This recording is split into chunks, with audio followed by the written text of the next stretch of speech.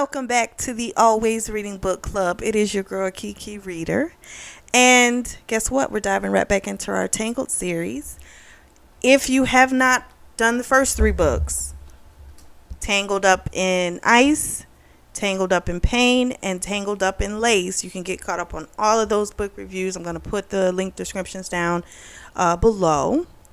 And then once you're done, you can come and join us as we jump into Tangled Up in Hate. So the book starts off with Jackson pretty, he's just expressing how much he appreciates pretty much his second shot at life. He went to a small shop he found on Etsy to buy Harley's engagement ring. And he goes to Harley, and she's pretty much on the same path of wanting to just live life. So that's pretty much the first couple of chapters of the book, just kind of like their appreciation and things like that. So she had read a quote in a book from a small bookstore that sold used books, and when she opened it up to like this random page, the quote was, "Listen, are you breathing just a little and calling it a life?" And that quote just resonated with her. That's a great quote, by the way. And it made her go ahead and purchase the book. And when she bought it, initially she was supposed to that was going to motivate her to start writing. This was like a year or so ago. It didn't do it. but it really was a good quote. So then we move to the present day, and she's working on her chapters for a new book, and Jackson is asking her, how many have you sold today? And she proudly says 37. Jackson, of course, wants to distract her. And it works.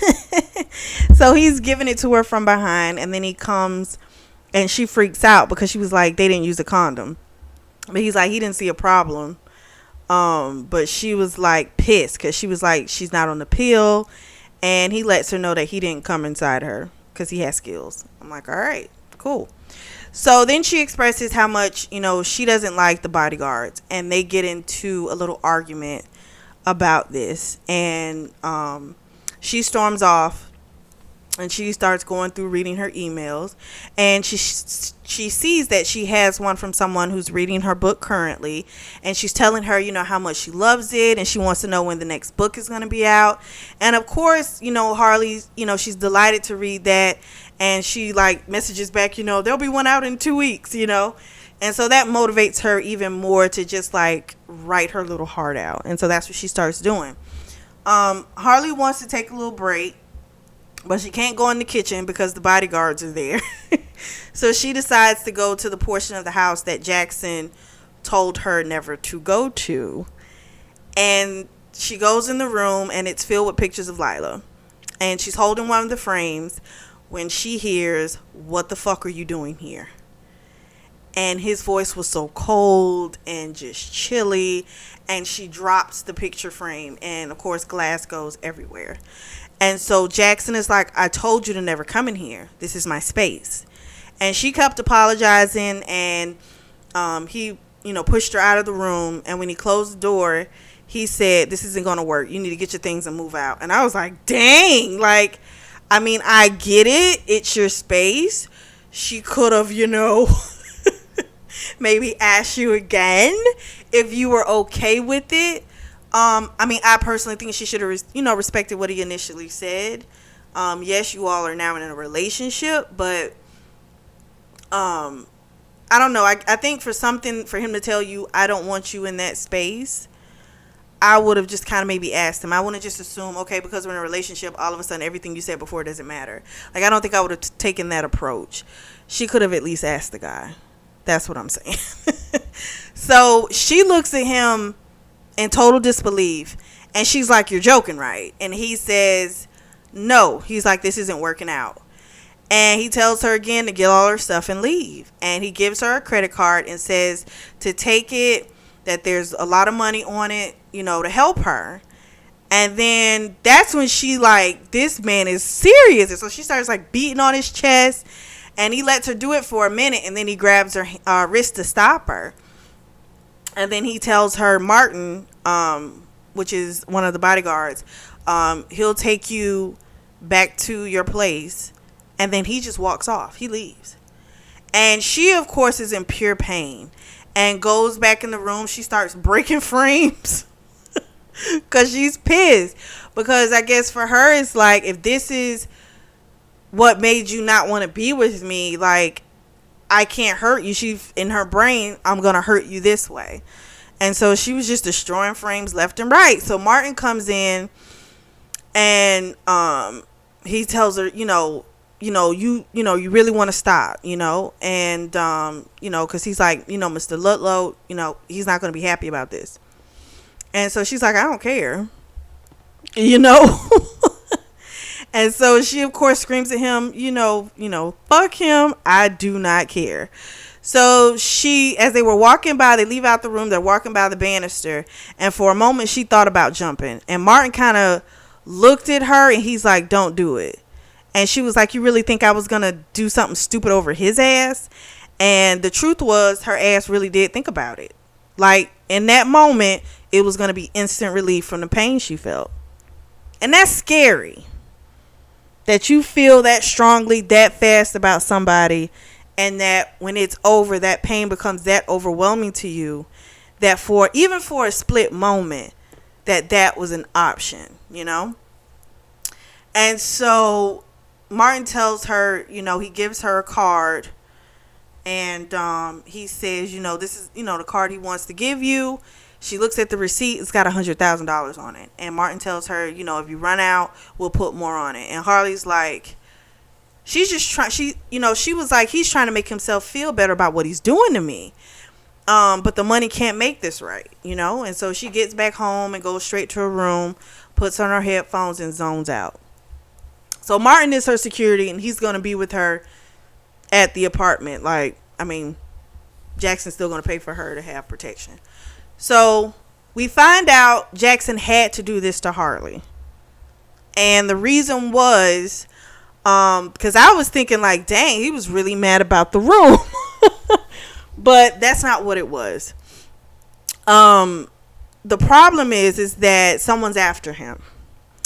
So Aurora comes to the house, because remember, she moved in with her boo thing. So she comes to the house, and which is about the next day, and he tells her, I broke up with her, and she's like, why? And he tells her why he did it, what's actually going on.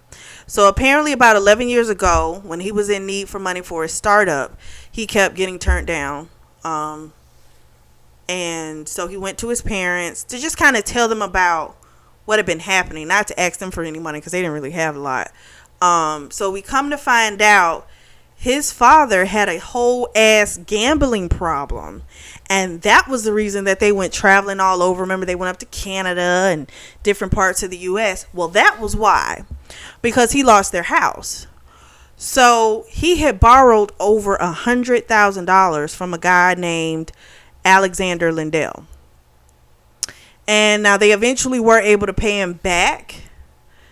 But when he initially went to his parents about needing an investment, his mother was about to tell him, this is how this all started. The mother was about to tell him about the Lindell guy. And the dad was like, don't you dare mention that name. Don't you dare say anything about him. So when Jackson could get his mother a loan, he asked her again, like, mom, like he begged her, and she of course caved, and she told him about, how they had borrowed money from this guy named, Alexander Lindell. And so he went to him and he borrowed $50,000. And he was supposed to, I think the guy was going to give him like 2 or 3 months or something like that to pay him back. And it was like a 5% interest or some shit. And so what he did was he, of course, he held on to the money for a while because he didn't spend any of it. Even though this was, supposed to help him, with his startup, he was kind of terrified to have that money. And so he held on to it for a little bit, and then he started trying to think of ways to like pay that money back ASAP. And so what he did was he had saw somewhere where if you had a certain amount in your bank account, like for instance, he had got a card, he had like a $2,000 limit. And then there was somewhere he had saw where if you have a certain amount in your bank account, you can like put in to like up your credit limit. And so that's what he did. And so of course they upped it by like 40,000. So now he has the 50,000. So he did it with a few cards. So that way he was able to pay back the money super fast. And so when he went back to pay the guy, you know, of course, it's way under the 2 or 3 month time frame. And so the Lindell guy's like, what? Like, how did you get money back that fast? Like, he's like, no one pays back money that fast. And so he was like, well, I did. So here you go. So now Lindell's pissed. 2 reasons you got to think. He wants to know what you've done to get this money that fast. Secondly, he's not going to make as much money off of it, even though Jackson actually gave him more money than what he actually was owed. So to me, I would think normal sense, like, dude, you just made more money in a lesser amount of time. But when you're someone that they do that, you know, the underworld, the bookies and things like that, the whole name of the game is you're trying to max out people. You know what I mean? So he wasn't able to, even though it was still a win. Like, you got more money in less time. That shouldn't have been a problem. But it made him fixated on Jackson. Because it's like, you were able to do something that no one else has been able to do. So he asked Jackson again, like, how did you do it? And Jackson was like, I didn't need the money anymore. It's a hell of an answer. And, you know, Lindell didn't like that answer, but that's all he gave him. And so that was supposed to be the end of that. So time goes on, and he's making about $9,000 a month. So he's doing pretty good. You know, he's making over $100,000 a year. And when he gets a call from his mom that apparently the dad stopped going to his Gamblers Anonymous meetings, and he's racked up a debt again with Lindell. And he has $20,000 left from what he borrowed. And he's basically thinking about going to the casino to try and like win the money back. And you know he's going to lose it. So he has to pay the money back, mind you, in 2 days. This is when the mother reaches out to Jackson. So at first, Jackson wasn't going to help him. Because the mom, she enables him, right? She's like, I know he has a problem, but he's getting better. And this will be the last time. So she's just as bad as the person doing it. You know what I mean? She enables him. So he wasn't going to help, but then he felt bad for his mom. And so he paid it, right? Well, this starts a vicious cycle of the dad borrowing money, can't pay it back, Jackson's covering it. Well, one time, which was the final time, Jackson took money from his writers. He told them, hey, I'm going to pay you guys back. But then when that time frame came, he couldn't pay them. And a lot of his writers, you know, they left him after that. And I get that. And I understand that. But that was when Jackson decided to cut off his family. So that's what it was. I did kind of think that was kind of, you know, that's kind of extreme, you know, for them to cut him off because he's kind of becoming a recluse. But I figured maybe it's because they're so like free thinking and free, not necessarily, I don't want to say free thinking, like that's a horrible, like that's a, but they're more like hippies, like, you know, just be happy, enjoy your life, and don't worry about anything. I thought maybe that's why they felt so strongly about it, because they had like those type of core values about life. But that's not what it was. Basically, he got sick and tired of paying their debts. Get it, understand it. And that's why he cut them off.